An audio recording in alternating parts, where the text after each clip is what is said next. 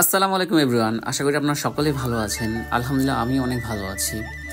তো ভাবলাম আজকে একটু বাসা থেকে বের হই। তো বাসা থেকে বের হয়ে আমি সর্বপ্রথম চলে যাই ফার্মগেটে। ফার্মগেটে আসার পর আমি যেটা লক্ষ্য করি সেটা হচ্ছে আমাদের ছাত্রছাত্রী ভাই বোনেরা তারা এত সুন্দরভাবে ট্রাফিকের দায়িত্ব পালন করতেছিল, যেটা দেখে আমি অনেক মুগ্ধ হই। আই হোপ আপনাদের অনেক ভালো লাগবে। তো ফার্মগেট থেকে বের হয়ে চলে যাই সরাসরি বিজয় সরণির দিকে। তো বিজয় সরণিতে গিয়ে যেটা দেখতে পাই, অসংখ্য ছাত্রছাত্রী তারা দেয়ালে আর্ট করতেছিল। তো আরেকটু কাছে গিয়ে দেখি যে তাদের মনের যত ভাব ছিল, যত মনের কথা ছিল, সব কিছু রং তুলির মাধ্যমে দেয়ালের ভিতর প্রকাশ করতেছে। এইখানে লক্ষ্য করে দেখুন, উই আর ওয়ান, এখানে মূলত অনেকগুলো ধর্মের লোকজনকে বোঝানো হয়েছে। তো এখানে ওনারা এটাই বলছে যে ধর্ম যার যার হোক, কিন্তু আমরা মানুষ তো সবাই এক, এটাই বুঝেছে। তো তাদের আর্টগুলো অনেক সুন্দর লাগতেছিল। এবং তো আশেপাশে দেখেন আরও অনেক লোকজন দাঁড়ায় দাঁড়ায় তাদের এই আর্টগুলো দেখতেছিল।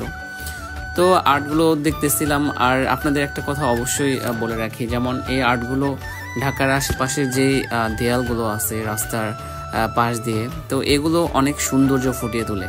কিন্তু কিছুদিন আগে যদি আপনি লক্ষ্য করেন তাহলে দেখতে পারবেন যে ঢাকার আশেপাশে দেয়ালগুলোতে একদম পোস্টার ছাপিয়ে একদম নোংরা করে রাখে।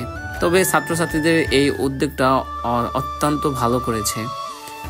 আশা করি এটা আরও অনেক দূর পর্যন্ত বজায় রাখবে।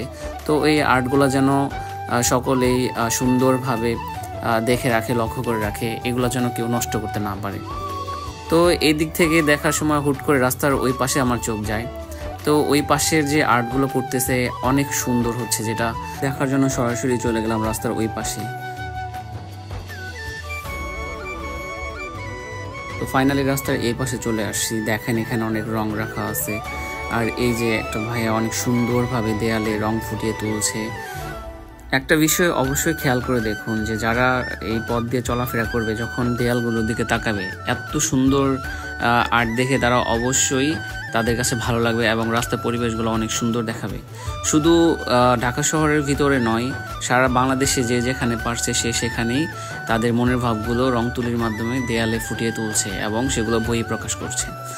এছাড়া আরও লক্ষ্য করা যায় যে ঢাকা শহর থেকে শুরু করে বাংলাদেশের প্রত্যেকটা শহরগুলোতেই তারা ময়লা আবর্জনা যেগুলো, এগুলো পরিষ্কার করে, রাস্তাঘাট পরিষ্কার করে একদম সুন্দরভাবে রাখতেছে, যেন সুন্দর একটি দেশ তারা গুছিয়ে রাখতে পারে। তো এদিকে লক্ষ্য করে দেখুন, এই ভাইটি অনেক সুন্দরভাবে আর্ট করতেছিল। তো সামনে আরও অনেকগুলো ভাই আর্ট করতেছে, একটু পাশে দেখেন। তো দেখতে দেখতে এইদিকে চলে আসছি। তো এই ভাইয়ার আর্টটা দেখুন, এই আর্টটি দেখে কিছু মনে পড়ছে আপনাদের?